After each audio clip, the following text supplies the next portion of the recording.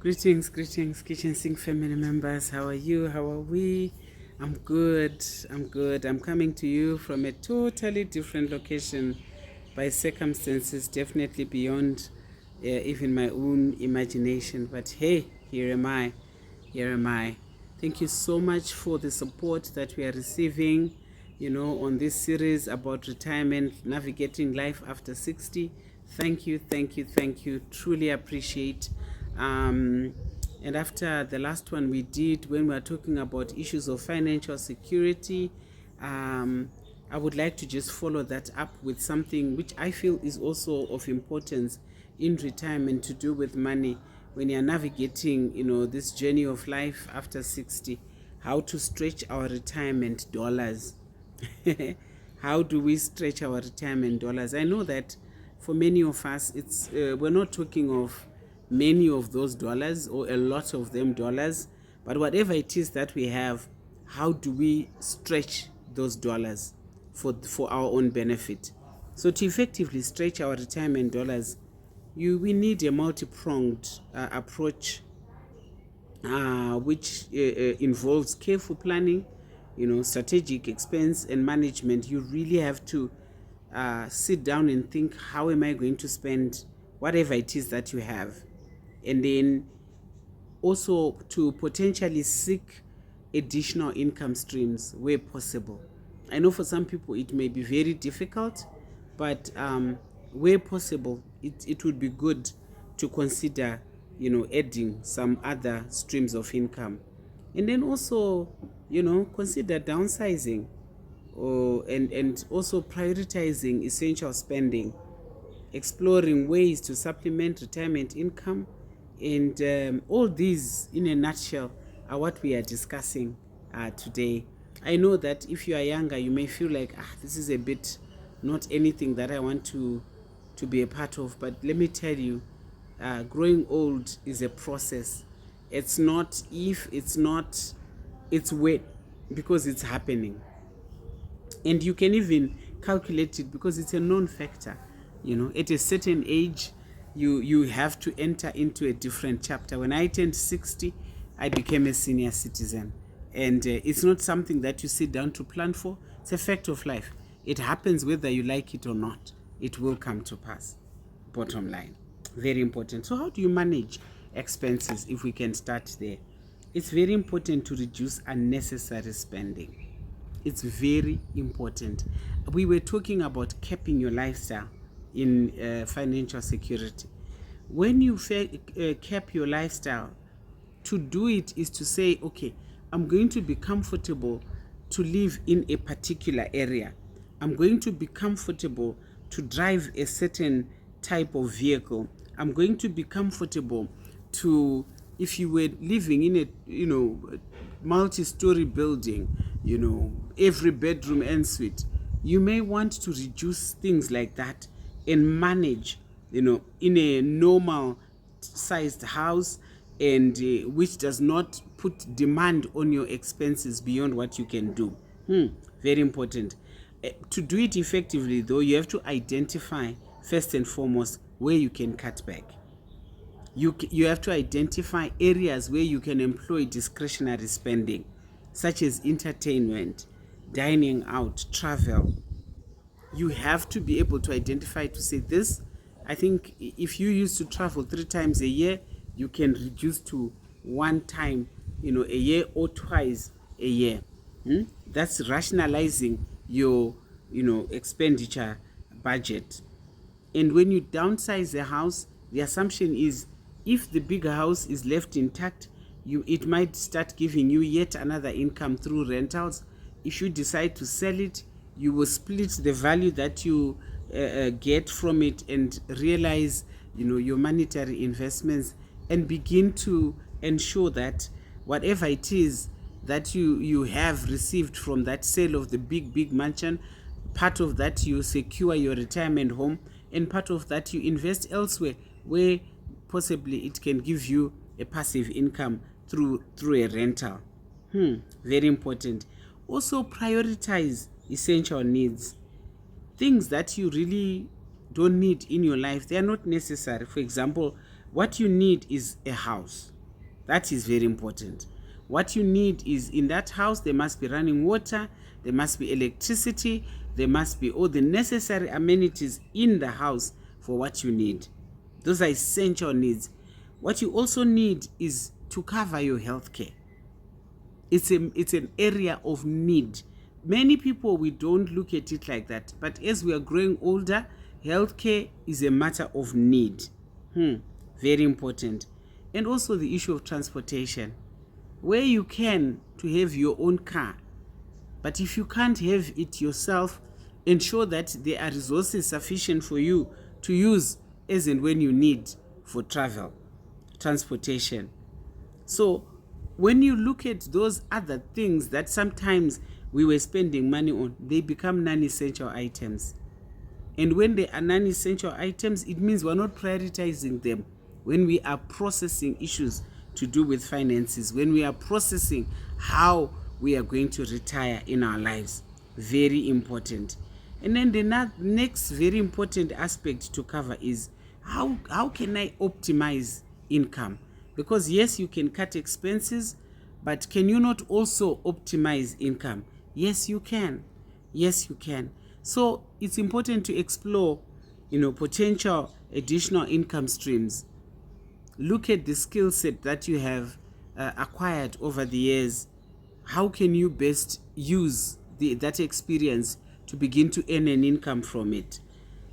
Things like, considering part-time work, freelancing, on things that you have experience about. You can do that. And like I said, if you are able to invest in other houses other than just having one huge house, then the other ones where you're not staying, they provide rentals, money from which you can live in your retirement. If while you were still working, you bought some stocks, you invested in some monetary instruments, those can be other ways through which we get money. In our setting, our pension system is not working very effectively. But whatever little that comes from your pension, pursue it. It's important. I know it's figures that we can't even dare talk about here, but all I'm trying to say is don't ignore it, because it can give you 20 liters of fuel, and that can cover a week every month for you, or even 2 weeks, depending on how you are using fuel.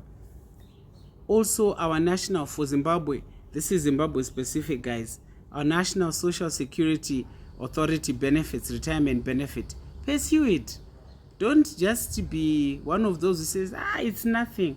Let me tell you, $30, $60, when you get that USD dollars, it will buy you fuel for the month. So you can say the combination of your pension plus NASA, that's your fuel taken care of every month. And it's important that you are able to fuel.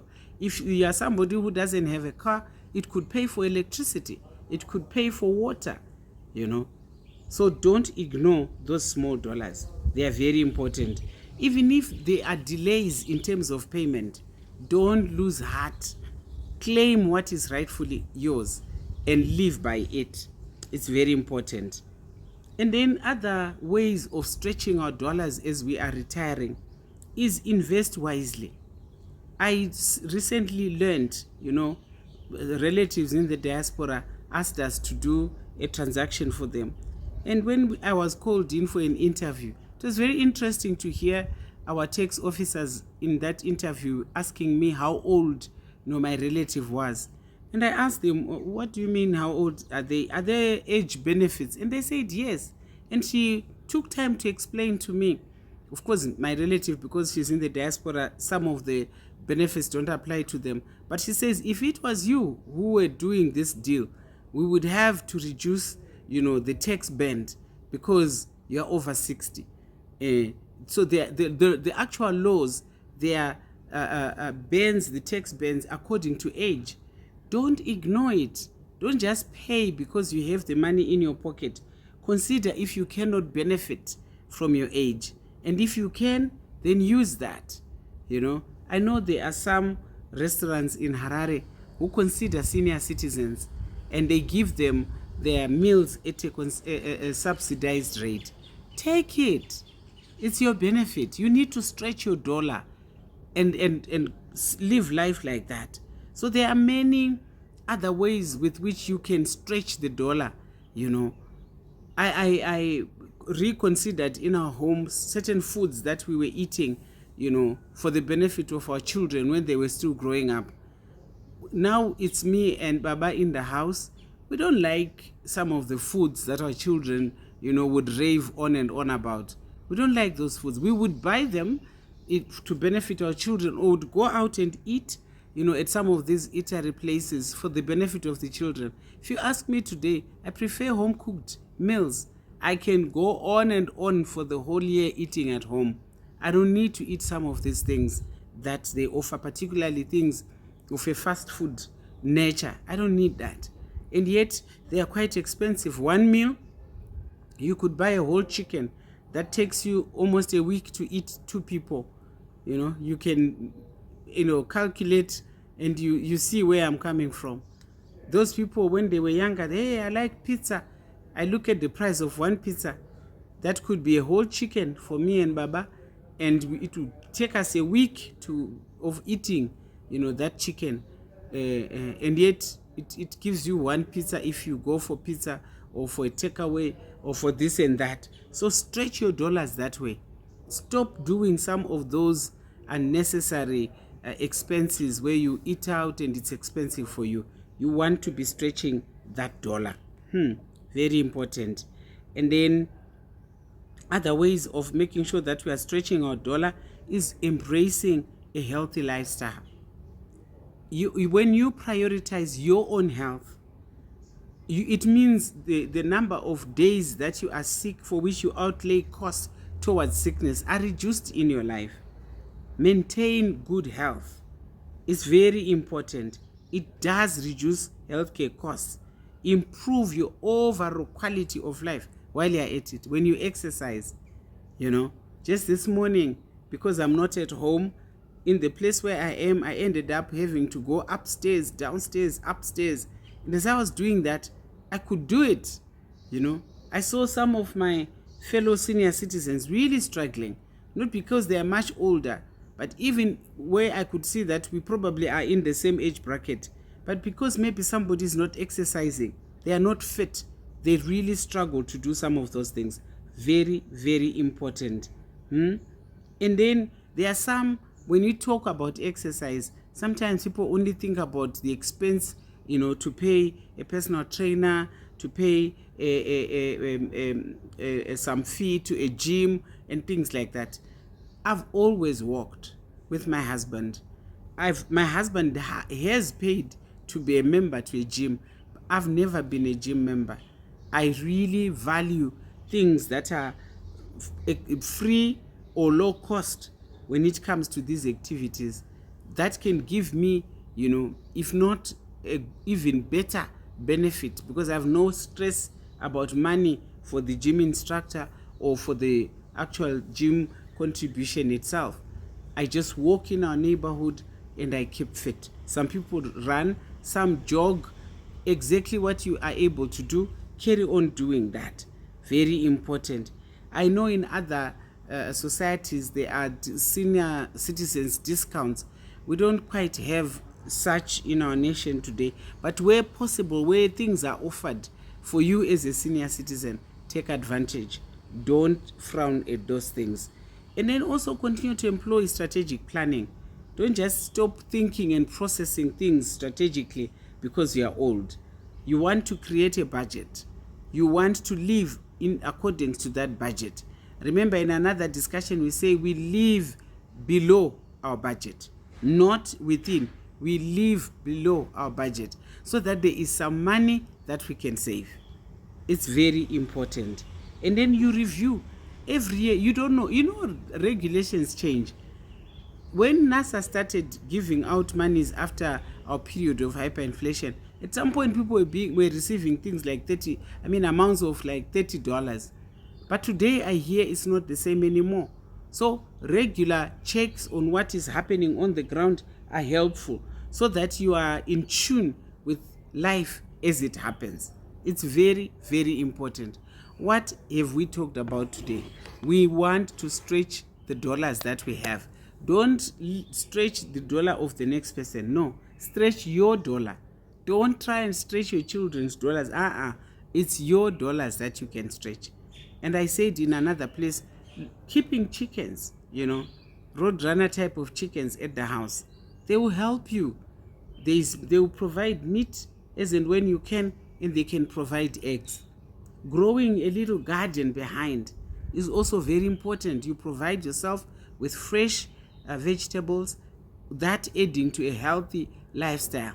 It's very important. So whatever little that you can do, let's go ahead and do that. I know some people, who have moved out of Harare, and they are now living in the peri-urban towns not far from Harare. In fact, in some of them, you almost feel like with time they are going to become part of Greater Harare. And yet right now it's cheaper to live there than to continue living in your house where you can't afford. It's very important.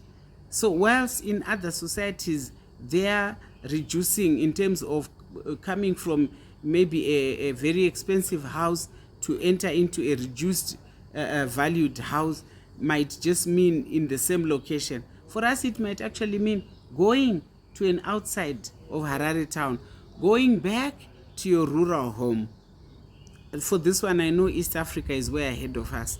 They are still retiring to their villages, and they don't necessarily sell their townhouses. They leave them there, and they will rent them out. They begin to earn an income from that rental to sustain a life that is now happening in the rural area, which is much cheaper. Guys, these are things that I am doing. These are things that I know we can do, so that in the end, life is manageable as we continue to grow and to enjoy our twilight years. Thank you so much for watching these videos. Kindly share, and also comment. How are you doing it? How are you surviving retirement in a hyperinflationary economy like ours? How are you doing it? Please answer this in our comment section.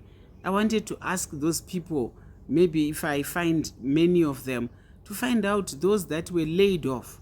How are they coping with their twilight years? But the little that we have said today suffices for discussions, comments, liking, and sharing with others to say, guys, it can be done. To retire, to be able to grow, old gracefully is possible. It's not a dream. It is possible. So I want for us to keep discussing these issues, and I will definitely see you in the next video. Thank you so much. Thank you for coming along.